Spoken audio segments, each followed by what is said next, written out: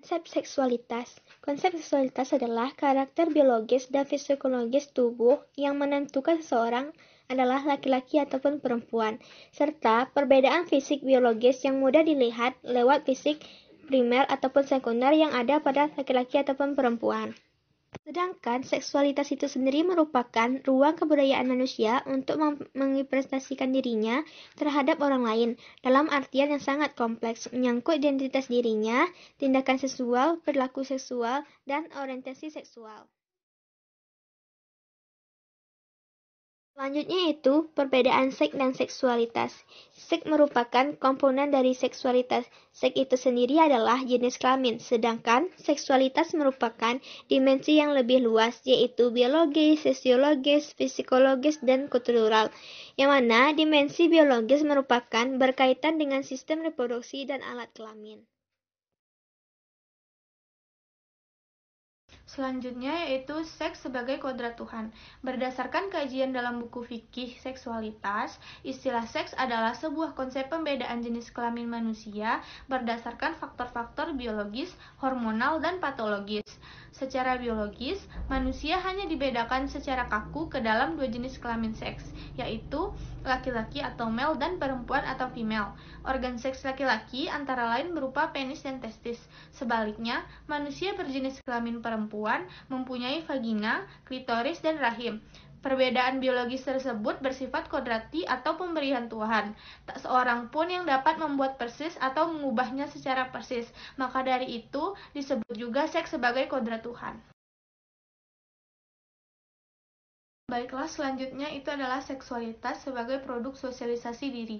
Seksualitas adalah sebuah proses sosial budaya yang mengarahkan hasrat atau birahi manusia.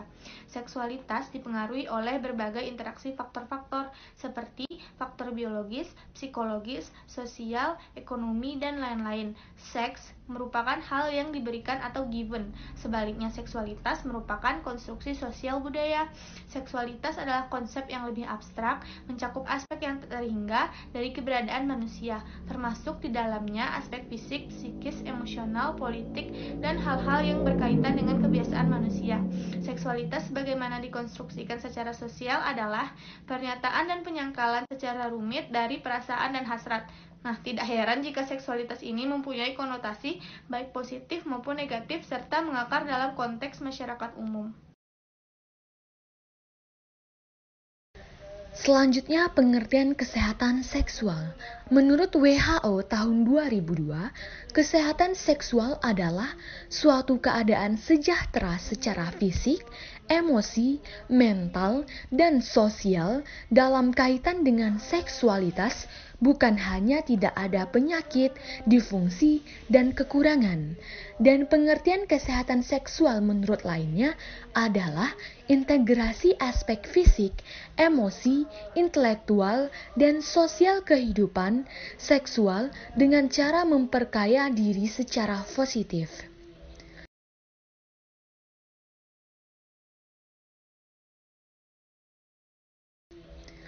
Selanjutnya, menurut Freud, kepribadian orang terbentuk pada usia sekitar 5-6 tahun, meliputi beberapa tahap. Ada 5 tahap. Yang pertama, tahap oral. Yang kedua, tahap anal. Yang ketiga, tahap palik. Yang keempat, tahap laten. Dan yang terakhir, tahap genital. Baiklah, selanjutnya saya akan menjelaskan mengenai dimensi seksualitas. Yang pertama, dimensi sosiokultural. Seksualitas dipengaruhi oleh norma dan peraturan kultural yang menentukan apakah perilaku yang diterima di dalam kultur.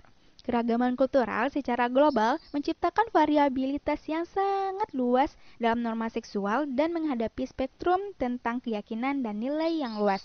Misalnya nih, termasuk cara dan perilaku yang diperbolehkan selama berpacaran, apa yang dianggap merangsang, tipe aktivitas seksual, sanksi dan larangan dalam perilaku seksual, dengan siapa seseorang menikah dan siapa yang diizinkan untuk menikah.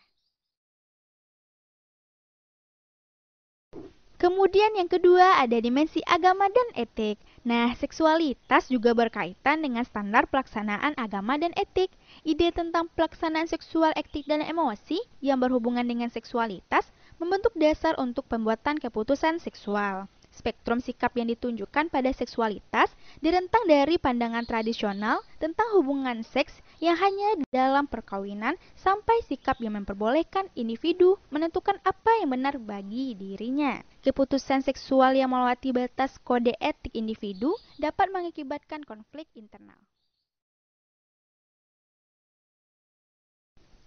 Kemudian yang ketiga ada dimensi psikologis. Seksualitas bagaimanapun mengandung perilaku yang dipelajari. Apa yang sesuai dan dihargai dipelajari sejak dini dalam kehidupan dengan mengamati perilaku orang tua.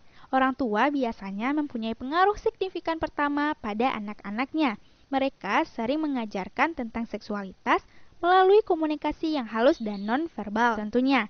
Seseorang memandang diri mereka sebagai makhluk seksual berhubungan dengan apa yang telah orang tua mereka tunjukkan kepada mereka tentang tubuh dan tindakan mereka. Orang tua memperlakukan anak laki-laki dan perempuan secara berbeda berdasarkan gender.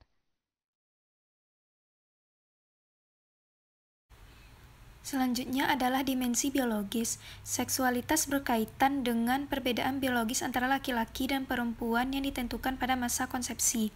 Material genetik dalam telur yang telah dibuahi terorganisir dalam kromosom yang menjadikan perbedaan seksual.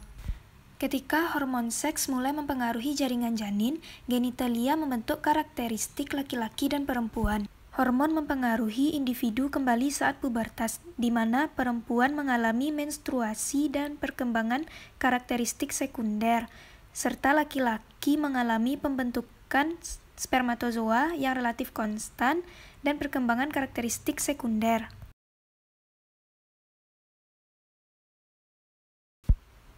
Orientasi seksual adalah kecenderungan atau sikap seseorang untuk menjadi heteroseksual, homoseksual, ataupun biseksual. Dalam kajian seksualitas, pembahasan tentang orientasi seksual tidak terikat dengan norma atau hukum tertentu, selain membicarakan substansi kecenderungan orang. Hanya saja, pembahasan tentang orientasi seksual dari sudut pandang hukum banyak dibicarakan dalam topik kajian lain. Dalam sudut pandang seksualitas, orientasi seksual adalah bagian dari aspek kehidupan seseorang.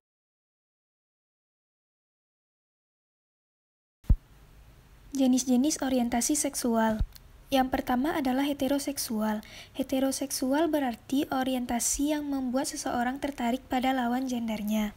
Misalnya, seorang pria tertarik secara emosional dan seksual kepada seorang wanita. Heteroseksual mungkin menjadi orientasi yang paling mayoritas atau paling banyak dikenali. Yang kedua adalah homoseksual. Homoseksual adalah orientasi individu yang memiliki ketertarikan fisik, emosional, seksual, dan romantisme terhadap individu lain yang memiliki gender sama. Pria yang tertarik pada pria lain disebut dengan gay, dan wanita yang tertarik dengan wanita lain disebut dengan lesbian. Yang ketiga yaitu biseksual. Biseksual adalah ketertarikan seorang individu dengan dua gender, yakni yang ia miliki dan gender yang lainnya. Contohnya, ada seorang wanita yang menyukai laki-laki namun juga tertarik terhadap perempuan. Yang keempat yaitu aseksual. Orang yang mengidentifikasikan dirinya sebagai aseksual tidak akan tertarik secara seksual terhadap individu lain, walau tak memiliki ketertarikan secara maksimal. Yang kelima yaitu aromantik. Apabila individu aseksual tidak memiliki ketertarikan seksual, orang yang aromantik ini tidak memiliki ketertarikan romantis terhadap orang lain.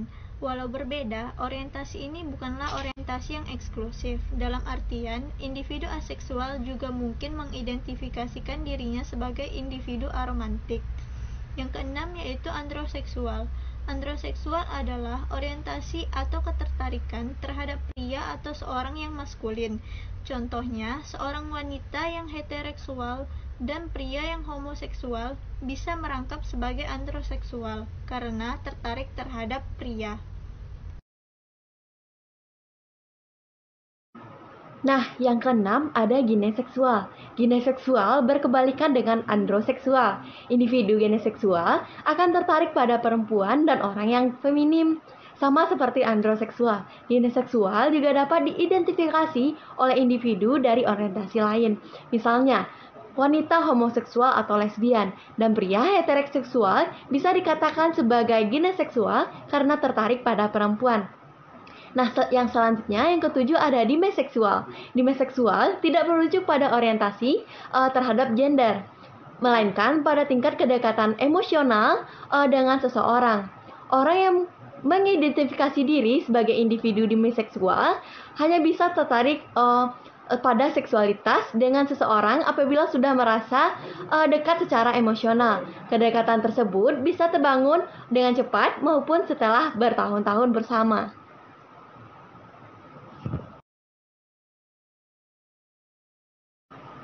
Nah, yang kedelapan ada panseksual. Panseksual disebut juga omniseksual. Omni merujuk pada istilah yang artinya semua. Dengan demikian, individu panseksual dapat tertarik terhadap semua jenis kelamin atau seks maupun gender. Orang panseksual bisa tertarik terhadap pria, wanita, transgender, atau intersex atau orang yang dengan jenis kelamin yang tidak teridentifikasi sebagai pria maupun wanita. Atau gender ketiga, yaitu individu yang tidak mengidentifikasi diri sebagai perempuan maupun laki-laki, hingga queer. Walaupun bisa tertarik dengan segala jenis kelamin dan gender, bukan berarti orang panseksual bisa tertarik dengan semua orang yang mereka temui. Yang kesembilan ada queer. Queer disebut juga sebagai payung untuk orang yang merasa label-label di atas tidak mencakup orientasi yang ia miliki. Namun, khusus bagi orang-orang non-heteroseksual dan non-gender, misalnya, walaupun seorang wanita tertarik terhadap wanita lain, ia mungkin tak ingin melabeli dirinya sebagai seorang lesbian.